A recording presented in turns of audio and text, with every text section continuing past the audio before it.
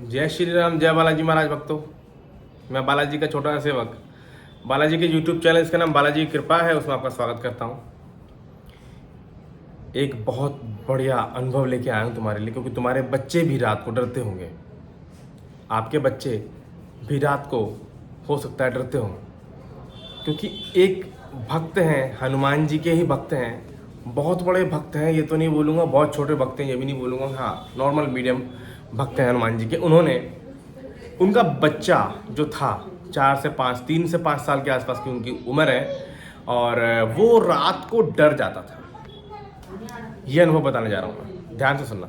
वो रात को डर जाता था और ये देख करके बहुत परेशान थे।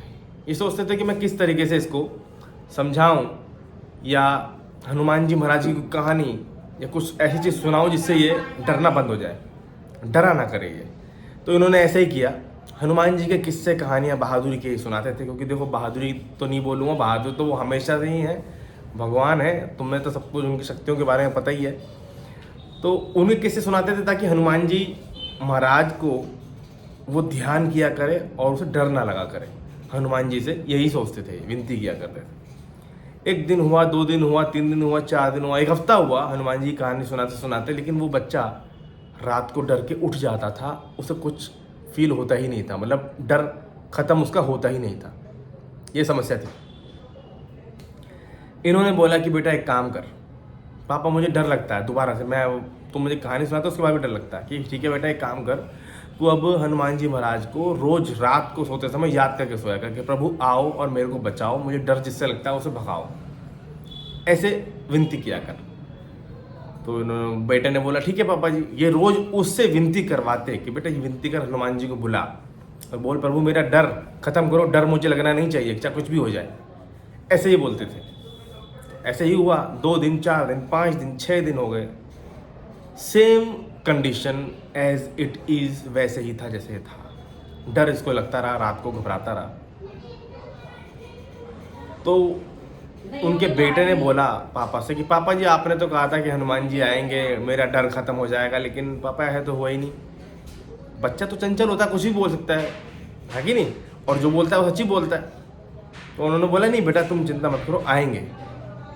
ऐसा बोल के ये भी हनुमान जी से, शायद उस दिन मंगलवार या शनिवार का दिन रहा होगा, या दिन कोई से भी हो सकता है, लेकिन सब दिन भगवान के होते हैं, हनुमान जी के होते हैं। तो इन्होंने विनती करी अपने हनुमान जी महाराज से कि हनुमान जी महाराज, ये जो मेरा बेटा है कि निराश हो रहा है, अगर आप इसके स्वप्न में नहीं आए, आपने इसको इसका डर को ख़त्म नहीं किया और इससे मिलने नहीं आए, तो प्रभु ये निराश हो जाएगा और इसका विश्वास आप पर से उठ जाएगा।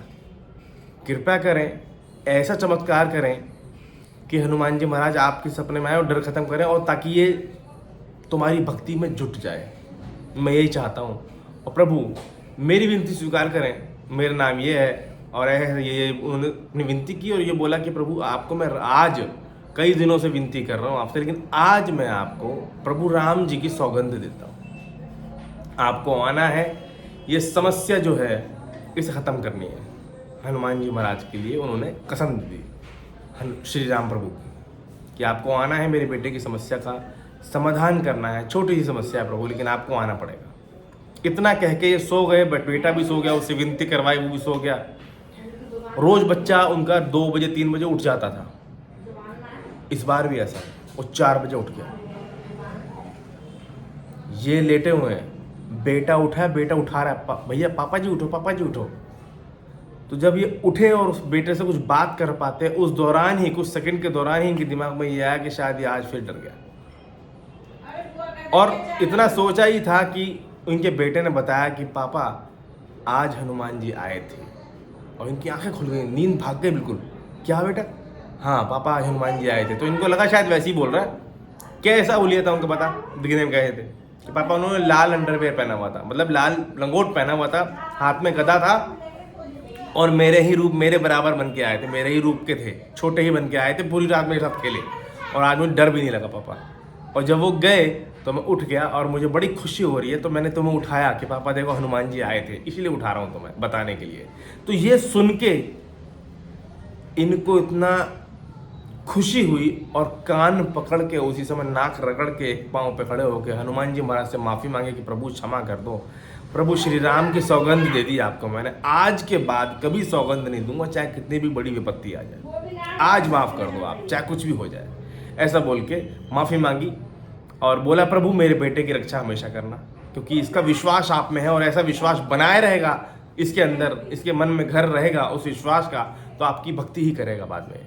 कृपा करना इस पर, ऐसी ही कृपा बनाए रखना और हमेशा इसकी समस्या का समाधान करते रहना। बाबा बजरंगबली मैं आपसे यही विनती करता हूँ, आपसे माफ़ी चाहता हूँ कि मैंने आपको कसम दे दिया, आज से आइंदा मैं कभी कसम नहीं दूंगा, ऐसे विनती करी। और इनका सारा जो अनुभव है इन्होंने हमें लिख के भेजा और हमने आपको उसी जोश और खरोश के साथ आपको पूरा बताया।